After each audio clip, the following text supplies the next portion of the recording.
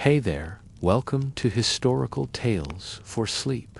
Tonight, we step softly into the peaceful halls of a medieval monastery. Imagine waking before the sun, the cold stone floor beneath your feet, the sound of a distant bell calling you to prayer in this quiet life of discipline and devotion. The world outside fades away. Let's journey into the daily rhythm of a medieval monk, where silence is sacred and simplicity is the path to peace. Now close your eyes and let history guide you to rest.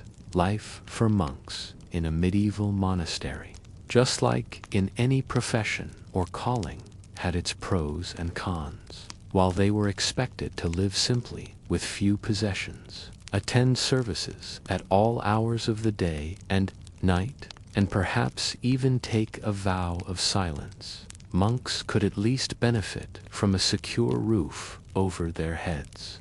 Another plus was a regular food supply, which was of a much higher standard than the vast majority of the medieval population had access to.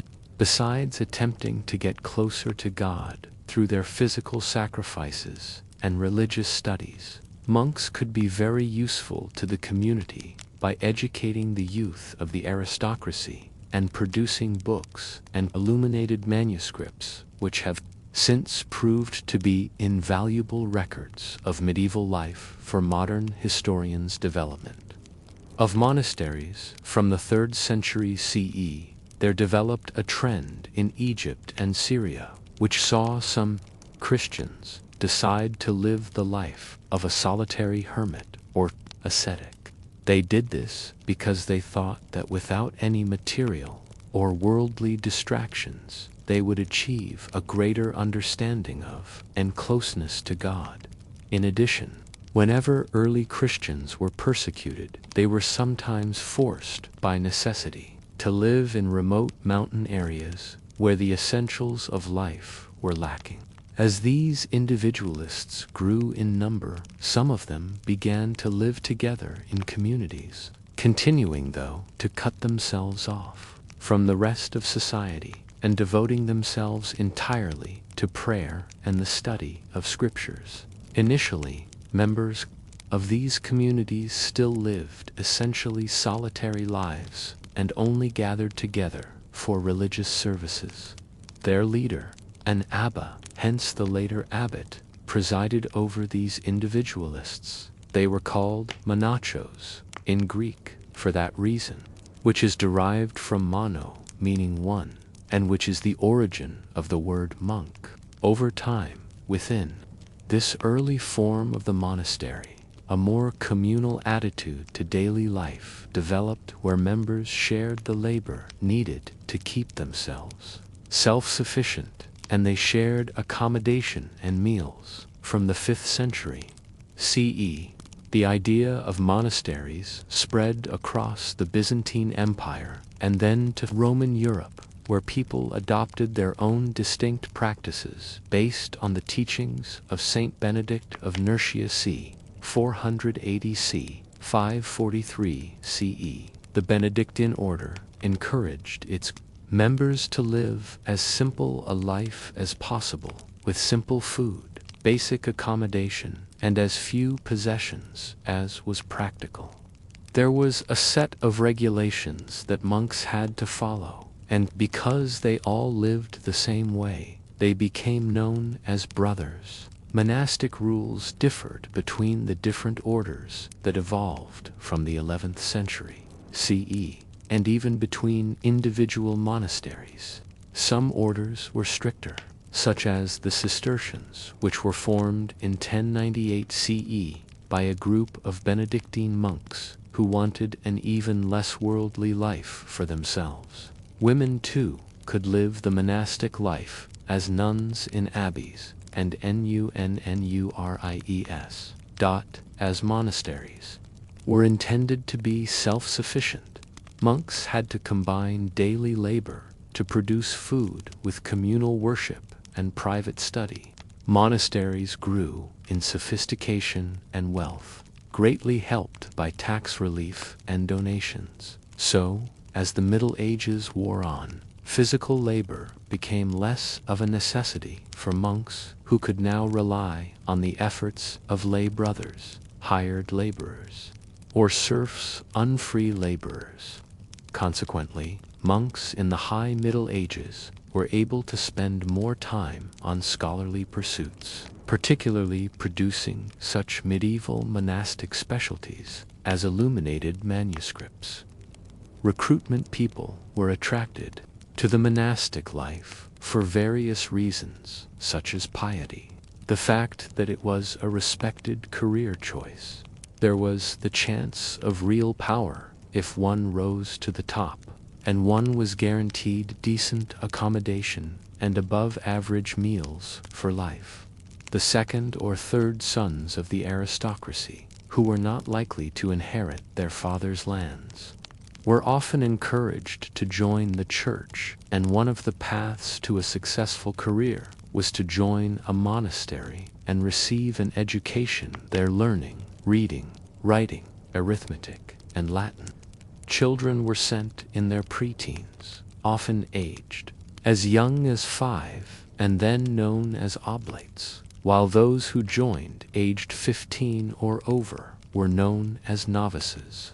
Both of these groups did not usually mix with full monks, although neither oblates nor novices were ever permitted to be alone. Unsupervised by a monk, after 1 year, a novice could take their vows and become a full monk, and it was not always an irreversible career choice, as rules did develop from the 13th century CE that a youth could freely leave a monastery on reaching maturity.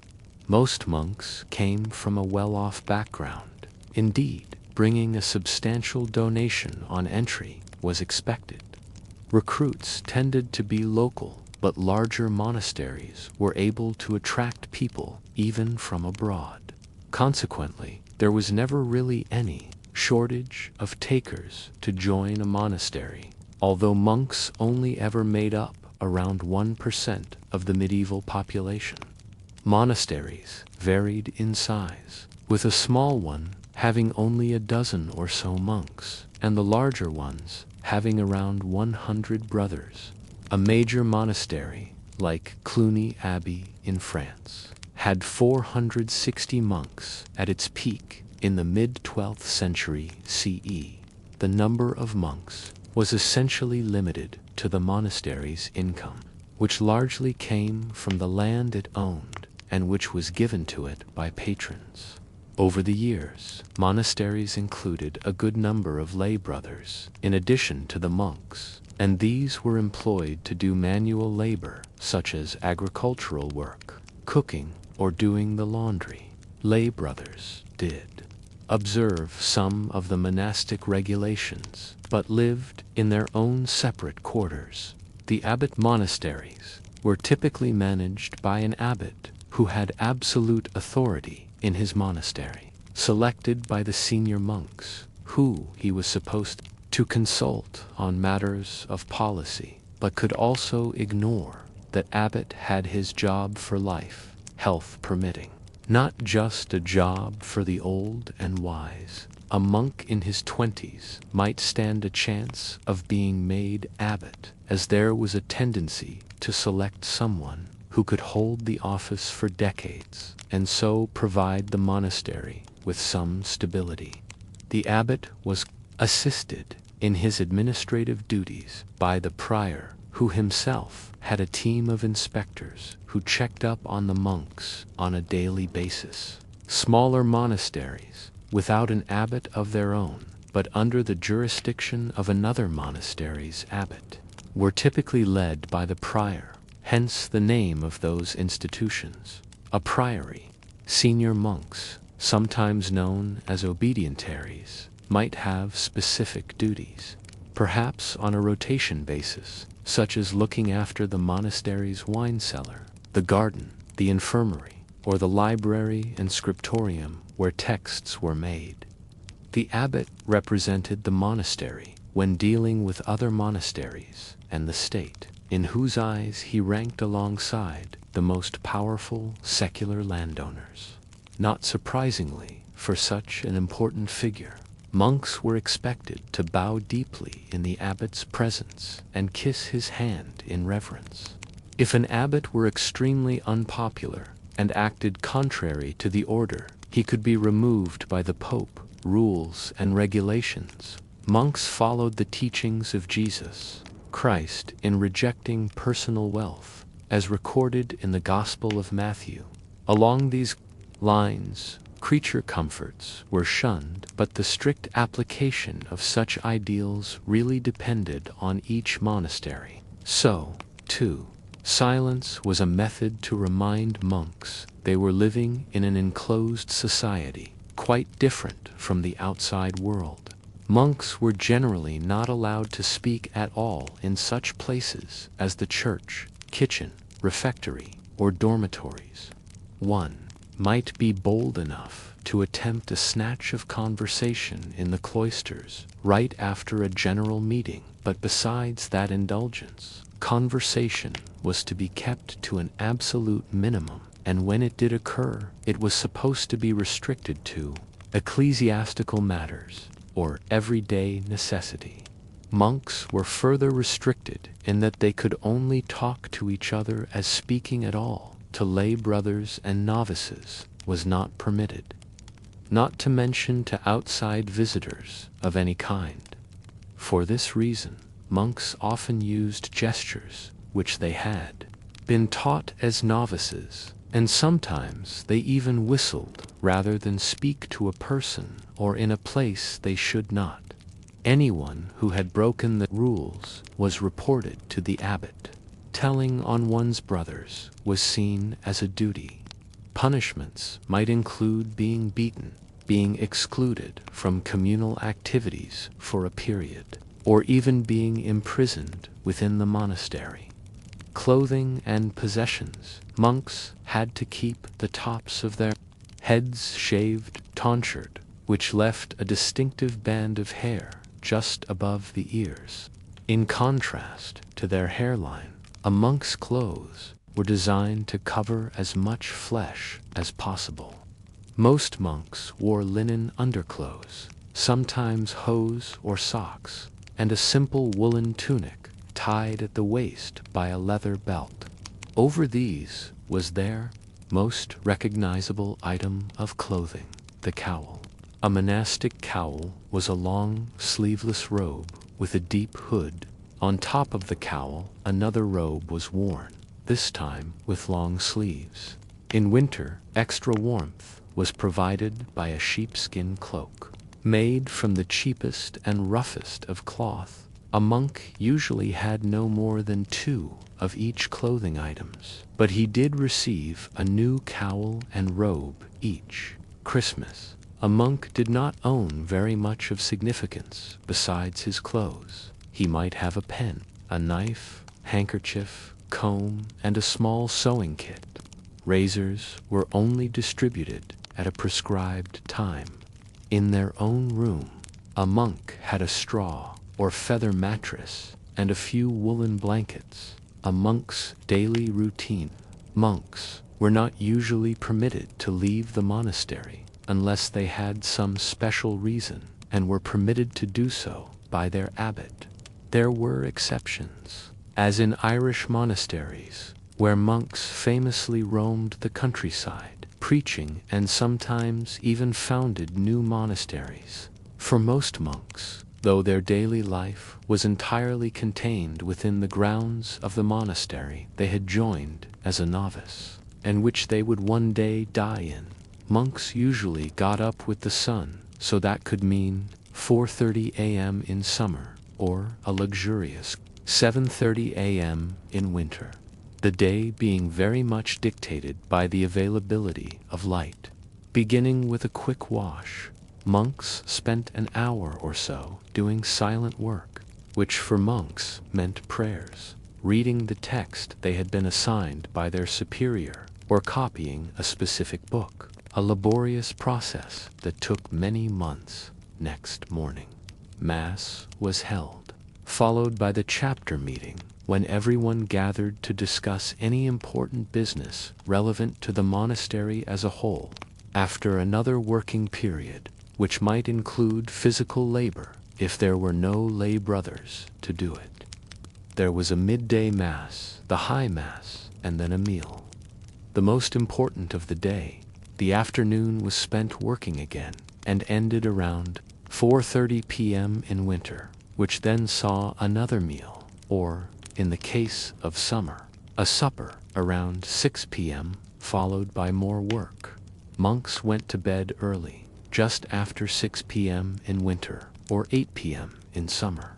They did not usually have an unbroken sleep, though, as around 2 or 3 a.m., they got up again to sing nocturnes, aka matins and lauds, in the church. To make sure nobody was sleeping in the gloom, one brother would go through the choir, checking with a lamp.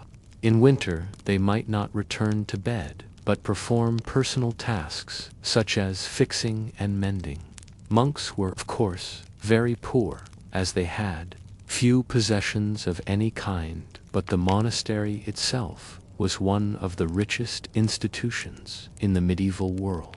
Consequently, monks were well catered for in the one area which probably mattered most to the majority of the population: food and drink. Unlike the 80% of those who lived outside monasteries, monks did not have to worry about going short or seasonal variations. They had good food all year round, and their consumption of it was only really limited by how strict the rules of asceticism were in their particular monastery. In stricter monasteries, meat was not usually eaten except by the sick, and it was often reserved for certain feast days. However, those monasteries with more generous rules allowed such meats as pork, rabbit, hare, chicken, and game birds to appear on the communal dinner table more often. In all monasteries, there was never a shortage of bread, fish, seafood, grains, vegetables, fruit, eggs, and cheese, as well as plenty of wine and ale. Monks typically had 1 meal a day in winter and 2 in summer. Giving back to the community, monks and monasteries did give back to the community in which they lived by helping the poor and providing hospitals, orphanages, public baths, and homes. For the aged, travelers were another group who could find a room when needed. As already mentioned, in education, 2 monasteries played a prominent role, notably building up large libraries and teaching youths. Monasteries looked after pilgrim sites and were great patrons of the arts, not only producing their own works, but also sponsoring artists and architects to embellish their buildings and those of the community with images and texts to spread the Christian message. Finally, many monks were important contributors to the study of history, both then and now, especially with their collections of letters and biographies, vita of saints, famous people, and rulers.